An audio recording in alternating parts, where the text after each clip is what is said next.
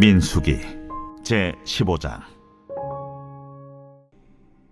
너희가 그릇 범죄하여 여호와가 모세에게 말씀하신 이 모든 명령을 지키지 못하되 곧 여호와께서 모세를 통하여 너희에게 명령한 모든 것을 여호와께서 명령한 날 이후부터 너희 대대에 지키지 못하여 회중이 부지중에 범죄하였거든 온 회중은 수송아지 한 마리를 여호와께 향기로운 화제로 드리고 규례대로 소제와 전제를 드리고 순념소 한 마리를 속죄제로 드릴 것이라.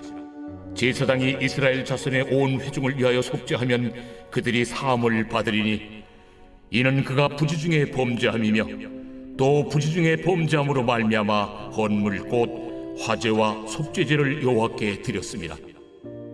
이스라엘 자손의 온 회중과 그들 중에 거류하는 타국인도 사함을 받을 것은 온 백성이 부지중에 범죄하였음이니라.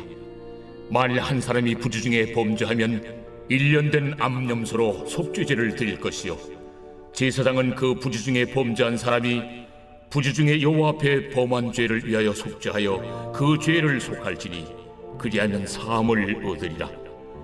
이스라엘 자손 중 본토 소생이든지 그들 중에 거류하는 타국인이든지 누구든 부지중에 범죄한 자에 대한 법이 동일하거니와 본토인이든지 타국인이든지 고의로 무엇을 보응하면 누구나 여호와를 비방하는 자니 그의 백성 중에서 끊어질 것이라.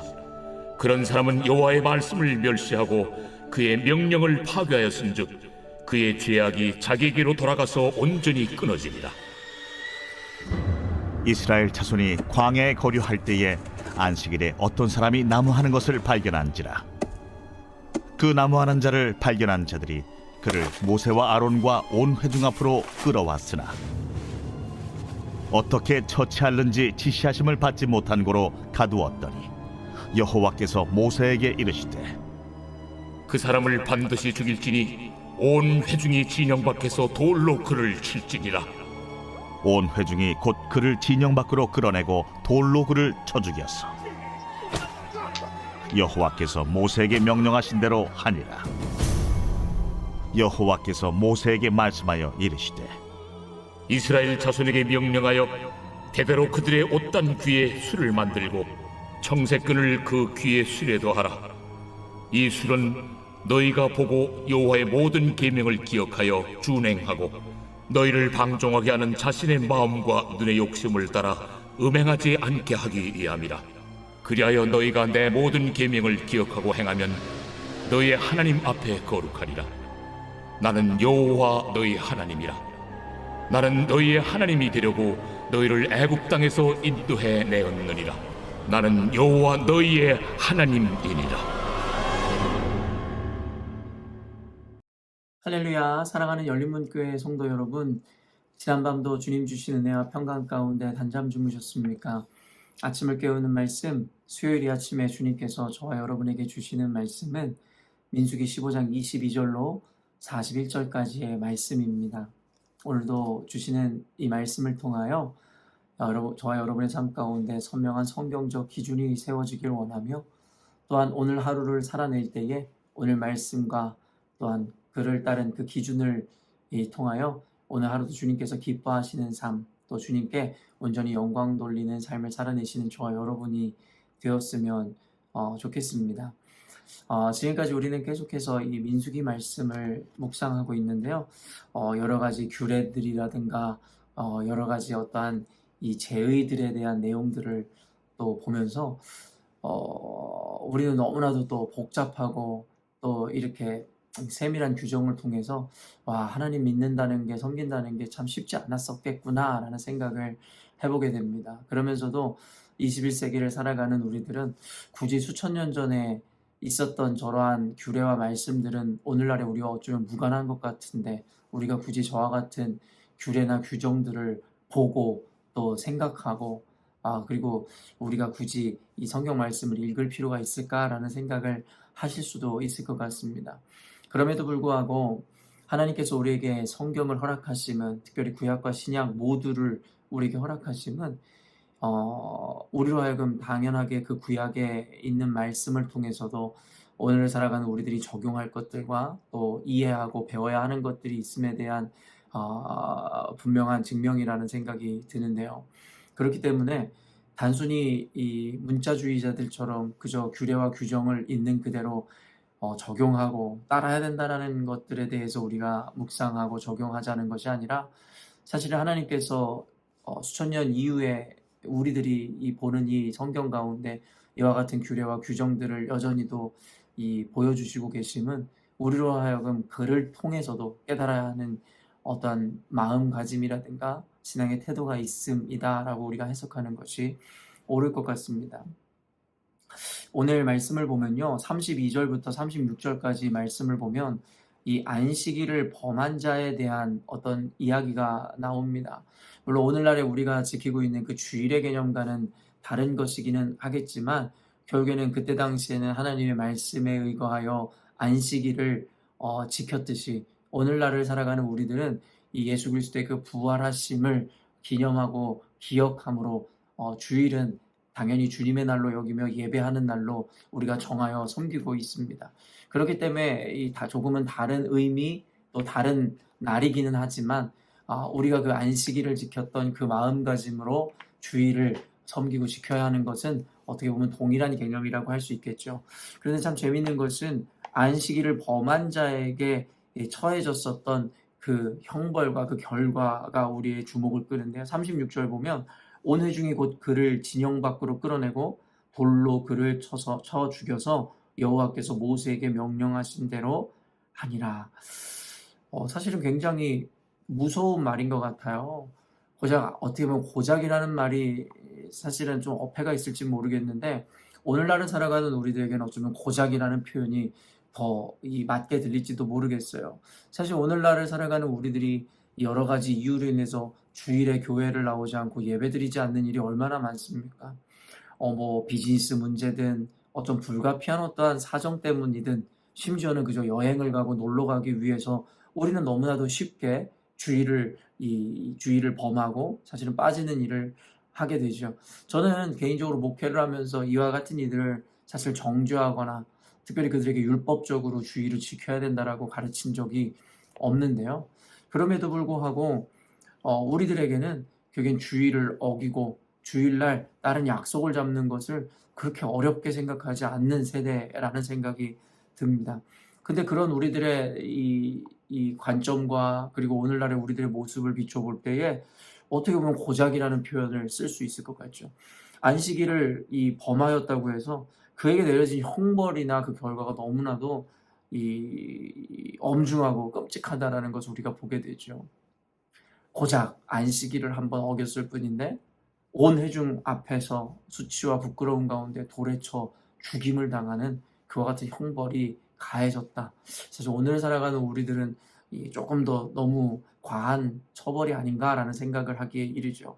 그런데요, 사실은 그 전절들을 보면은 사실은 단순히 안식일을 어겨서 죽였다의 이야기를 통해서 너무나 과하지 않나라는 생각이 들지 않을 정도로 사실은 굉장히 엄한 이 규정들과 말씀들을 주는데요.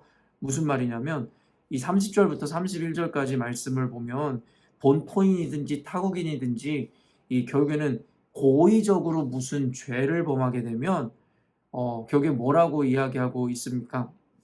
그의 백성 중에서 끊어질 것이라 라고 이야기합니다. 사실은 이것은 단순히 어감상으로 단순히 백성 중에서 끊어진다는 것이 무엇을 의미하는가 라고 생각할 수 있겠지만, 그건 역시도 죽음을 의미하는 것이죠. 그러니까 고의로 악을 저질렀다, 죄를 범하였다, 그런 사람들도 죽음으로 결국에는 그것을 갚아야 한다라고 이야기하고 있다라는 것입니다. 이와 같은 이야기를 보면 아까 얘기했듯이 안식일을 어긴 것은 고사하고 우리들은 살아가면서 얼마나 많은 의도적인 악을 그리고 죄를 저지릅니까?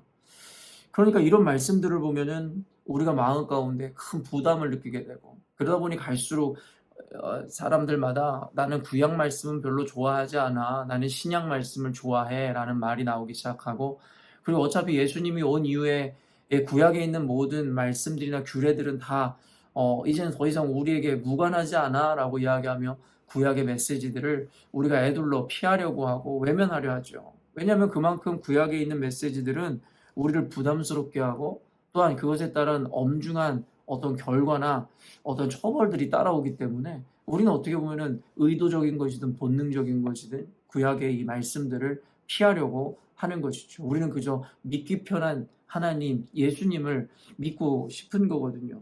근데 더 이제 우리를 더 두렵게 해야 되는 것은 바로 22절부터 28절까지의 이 말씀입니다. 24절에 뭐라고 이야기하냐면 회중이 부지 중에 범죄하였거든 온 회중은 숫송아지 한 마리를 여호와께 향기로운 화제로 드리고 규례대로 소제와 전제를 드리고 수염소 한 마리를 속죄제로 드릴 것이라.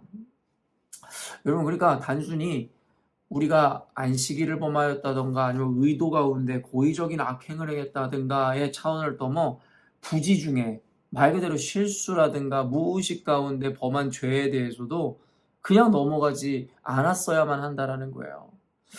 그러니까 이게 얼마나 어떻게 보면은 이 말씀대로만 보면 얼마나 우리가 숨통이 조여오는 것만 같습니까? 신앙생활을 우리는 너무나도 편하게 하고 있는데 구약 시대에 하나님을 섬기던 이스라엘 백성들은 정말 숨이 막히는 신앙생활을 했겠구나라는 생각이 자연스럽게 들 수밖에 없는 거예요. 그러니까 의도적으로 악을 저질렀던 아니면 부지 중에 우리가 그저 아무런 의식 없이 실수로 죄를 지었던 간에 그것에 대해서 그냥 넘어가시는 분이 아니라는 거예요. 그것에 대해서 분명하게 하나님 앞에 어떠한 화제와 어떠한 이 제사를 드림으로 말미암아 속죄제를 드림으로 말미암아 그 죄값에 대해서도 탕감을 받아야만 했었다라는 것입니다. 사랑하는 성도 여러분, 저는 이런 말씀, 구약의 말씀들과 규정을 통해서 사실은 여러 가지 우리들이 적용과 그리고 감정을 느낄 수 있게 될 거라는 생각이 드는데요. 사실 예수 그리스도로 말미암아 완성된 율법 그리고 새 언약 가운데 살아가는 우리들은 사실은 이와 같은 이 엄벌이나 어떤 엄격한 규정에 어떻게 보면 영향을 받지 않는다라고 이야기할 수도 있을 것 같습니다. 그렇기 때문에 우리는 상대적으로 이 시대에 태어난 게 참 감사하다라는 생각을 할 수도 있겠죠. 우리가 종종 어떤 역사책을 읽는다든가 어떤 드라마, 영화를 다룬 영화를 보면서 저 시대에 태어나지 않은 것이 정말 천만다행이다, 감사하다 이런 이야기를 하게 되는데요. 우리는 하나님을 믿고 예수님을 따르는 제자로서 저 시대에 하나님을 섬기지 않았던 것이 참 감사하구나라는 잠깐 모순적이면서도 사실은 웃긴 상황 가운데 우리는 이 감사라는 고백을 할 수도 있을 것 같습니다. 그럼에도 불구하고 저는 오늘날의 신앙인들이 예수 그리스도를 통해 주신 그 은혜를 악용하고 이용해서 이제는 우리는 어차피 자유자이고 더 이상 저와 같은 규례나 규정에 얽매이는 자들이 아니니 멋대로 살아도 되고 아무렇게나 살아도 자비로우신 주님께서 우리를 모두 용서하시고 우리를 용납하신다 라고 적용하는 것은 대단히 큰 실수라는 것을 알아야 할 거라는 것이죠. 주님께서는 여전히도 그의 속성상 죄를 용납하거나 죄를 묵인하실 수가 없는 분이십니다. 다만 예수 그리스도의 공로와 은혜로 말미암아 우리로 하여금 그 모든 죄의 구속과 억압으로부터 우리를 보호하시고 자유케 하신 것 뿐이겠죠. 그렇기 때문에 여전히도 예수 그리스도의 은혜로 말미암아 자유함을 입었으나 우리는 죄를 미워하시는 그 하나님을 본받아 우리 역시도 이 죄에 대해서 우리는 엄히 경계하고 그것에 대해서 우리는 끊임없이 회개함으로 정결함을 취하여야 한다라는 것입니다. 예수 그리스도로 인해 주어진 그 은혜를 우리는 은혜로 받아들여 감사로 승화시켜야 되는 것이지 그것을 악용하고 이용하여 우리가 더 이상 죄에 노출돼도 아무런 문제가 없다라는 식으로 자기 멋대로의 자기 마음대로의 신앙생활하는 것은 대단히 잘못된 적용이라는 것이죠.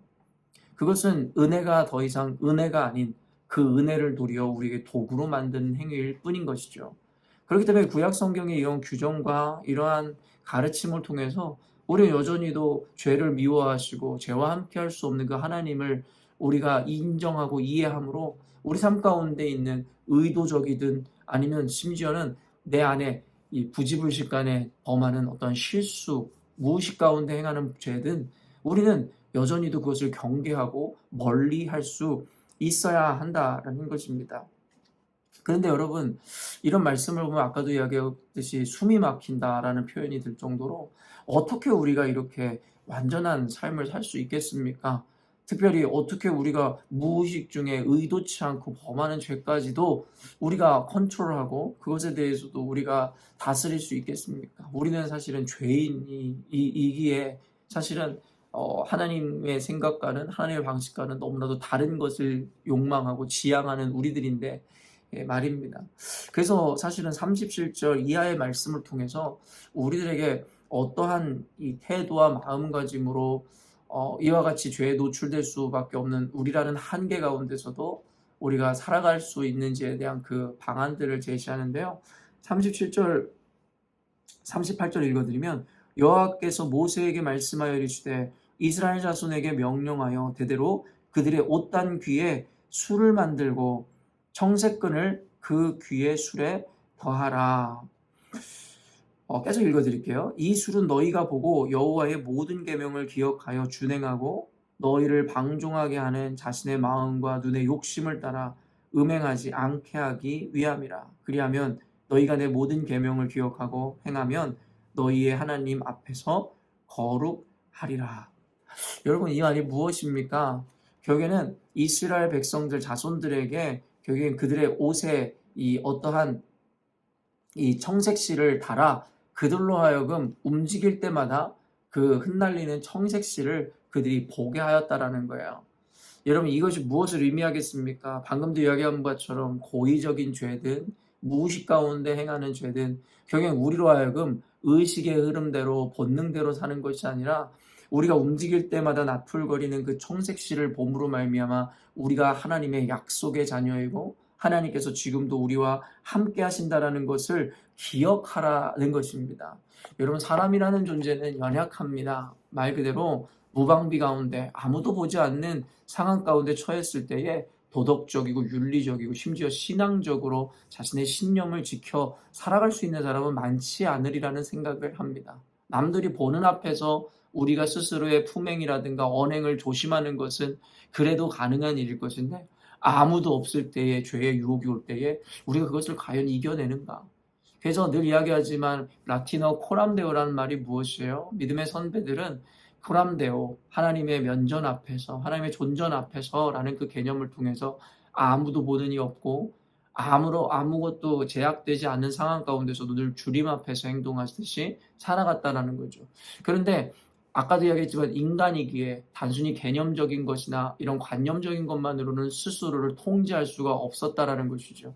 그래서 주님은 우리들의 이런 어리석음 한계를 알기 때문에 옷에 청색실을 매달고 우리가 걸어다니거나 활동을 할 때마다 눈앞에 나풀거리는 그 청색실을 봄으로 말미암아 하나님을 기억하고 그 앞에서 늘 자신을 다시 한번 다잡고 하나님의 뜻에 합당한 삶을 살게 하셨다라는 거예요. 그랬을 때에 뭐라고 말씀하세요? 너희가 내 모든 계명을 기억하고 행함으로 너희도 하나님 앞에서 거룩하리라 라고 말씀하더라는 것이죠.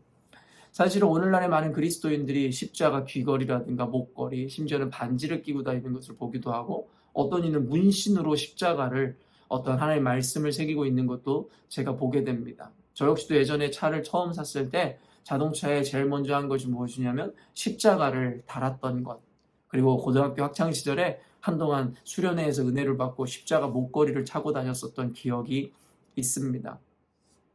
사실 오늘날의 많은 사람들은 집에다 붙여놓는 말씀이든 십자가든 차에 아까도 얘기했던 아니면 액세서리처럼 말 그대로 그것들은 그저 하나의 액세서리가 되고 유행이 되어 우리들이 그냥 장신구로서 달고 다니는 것 그 이상의 의미가 별로 없어 보이는 것 같아 너무 안타깝습니다. 사실은 애초에 우리가 그와 같은 장신구를 만들고 집안에다가 자동차에다가 십자가를 매다는 이유는 결국에는 예수 그리스도의 그 십자가를 기억함으로 말미암아 운전할 때든지 우리가 살아갈 때든지 우리가 가정에 있을 때든지 늘 그것을 보며 나를 다스리고 우리 가정 가운데 그리고 나의 삶과 나의 언행 가운데 늘 주의 뜻에 합당한 모양과 모습으로 행하고 말한다라는 것에 대해서 우리는 스스로가 이 고백하기 위해서 그와 같은 행위를 했을 것이다라는 생각이 드는데요. 그러나 오늘날에는 말 그대로 바리새인들이 그러했듯이 그 안에 있었던 어떤 목적과 의도, 정신은 잃어버린 채 그 행위 자체만 남아 아무런 의미가 없는 무의미한 행동을 하는 어떠한 습관적 신앙인으로서 전락해버리게 되었다라는 것이죠. 그렇기 때문에 다시 한번 오늘 하나님께서 그들에게 이와 같이 엄한 규정을 어떻게 보면 인간이 지켜내기에 불가능에 가까운 어떤 미션들을 허락하시면서 우리들에게 이와 같은 말씀들을 주시는데요. 우리가 이걸 통해서 단순히 정죄하거나 아니면 이것에서부터 무한한 자유를 누리려고 하기보다는 여전히도 하나님께서는 구약의 하나님이 지금의 하나님이시기도 하기에 하나님은 죄를 미워하신다. 그렇기 때문에 우리가 죄의 본성대로 살아가서는 안 된다라고 우리는 연결할 수 있어야 될 것이고, 부지불식간에 행하는 그 죄에 대해서 우리가 어떻게 통제할 수 있겠습니까? 라고 우리가 이야기할 수 있겠으나, 말 그대로 그때 이스라엘 백성들에게 청색실을 옷에다 달고서는 주님을 기억하라 하였듯이, 우리는 어떻게 보면은 장신구나 어떤 액세서리를 통해서, 아니면 그것이 아니라면 늘 우리 믿음의 선배들이 그랬듯이 가슴에 십자가를 새김으로 말미암아 우리는 늘 주님을 기억하고 주님과 동행하여야 할 것입니다. 단순히 처음에는 이와 같이 청색실이든 아니면 아까 제가 이야기한 어떤 십자가, 어떤 목걸이든 어떤 모형들을 보며 우리가 그와 같이 훈련을 나가겠지만, 사실 우리가 조금 더 성숙하고 우리 믿음이 성장한다면 이제는 더 이상 그렇게 눈에 보이는 것이 아닐지라도 우리는 매 순간 주님의 임재 가운데 주님과 동행함으로 늘 주님 앞에서 당당하고 떳떳한 삶, 그리고 이와 같이 정결을 추구하는 삶을 살 수 있게 될 것이다 라는 생각을 합니다. 사랑하는 열린문교회 성도 여러분, 오늘 이 메시지를 통해 주시는 의미가 무엇이에요? 매 순간 매일 주님을 기억하라는 것입니다. 어떤 목사님이 그런 이야기 하시더라고요. 하루에 10분만 십자가를 묵상하십시오. 그러면 그 묵상을 통해서 우리 삶 가운데 하나님께서 무한한 감사와 또한 무한한 열망과 무한한 도전들을 지속적으로 주실 것이라고. 저는 이 또한도 참 중요한 하나의 신앙인으로서 갖춰야 되는 하나의 이 방법이고 하나의 훈련이라고 생각합니다. 그러다 보면 늘 하루에 10분이 아니라 매 순간 매일을 어떤 하나님을, 그리고 예수님의 십자가를 묵상하고 기억함으로 우리의 삶을 통제하고, 우리의 삶이 단순히 통제와 억압이 아니라 자연스럽게 주님의 사람으로서 주님의 뜻을 추구하는 삶을 살게 되리라 생각합니다. 오늘 말씀을 통해서 각자에게 또 적용하시기를 원하고요. 단순히 적용하는 것이 스스로의 만족과 어떤 위안으로 끝나는 것이 아니라 다시 도전하심으로 오늘도 매 순간 주님을 기억함으로 주의 이 제자, 하나님의 자녀다운 삶을 살아야겠다라는 적용으로 주님의 기쁨이 되는 오늘을 살아내셨으면 좋겠습니다. 함께 기도하겠습니다. 우리가 너무 사랑하는 하나님 아버지, 감사합니다. 오늘도 귀한 말씀을 통하여 오늘을 살아가고 있는 우리들에게 하나님 어떻게 하면 하나님 앞에 조금 더 정결하고 주님 기뻐하시는 삶을 살 수 있는지에 대하여 조금 더 구체적인 우리들에게 적용점과 말씀을 허락하심에 감사합니다.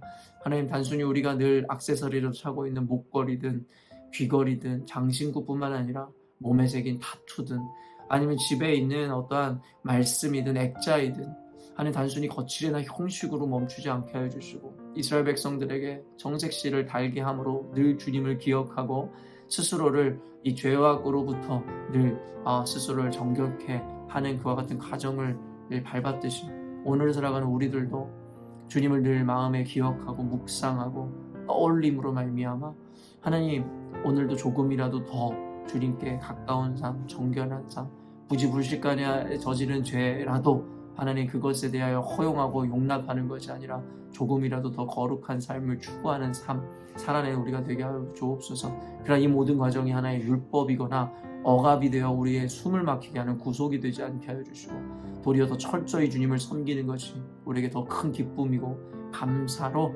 승화시킬 수 있도록 주께서 은혜 허락하여 주옵소서. 오늘도 주의 말씀대로 이와 같은 삶을 살아가는 우리 열린문교회 성도들에게 한없는 축복과 은혜 허락하실 줄로 믿습니다. 감사드리며 예수님의 이름으로 기도합니다. 아멘. 사랑하는 열린문교회 성도 여러분, 오늘도 주님께서 허락하시는 기회의 하루를 우리가 맞이하였습니다. 주님께서 주시는 그 기회를 붙잡음으로 말미암아 더 이상 죄악된 삶, 죄악된 세상 속에서의 삶이 아니라 어떤 곳에 있든지 늘 거룩하신 주님과 동행함으로 천국과 같은 삶을 이루어내시고 살아내시는 저와 여러분이 되었으면 좋겠습니다. 아침을 깨우는 말씀은 내일 아침에 또 만나도록 하겠습니다.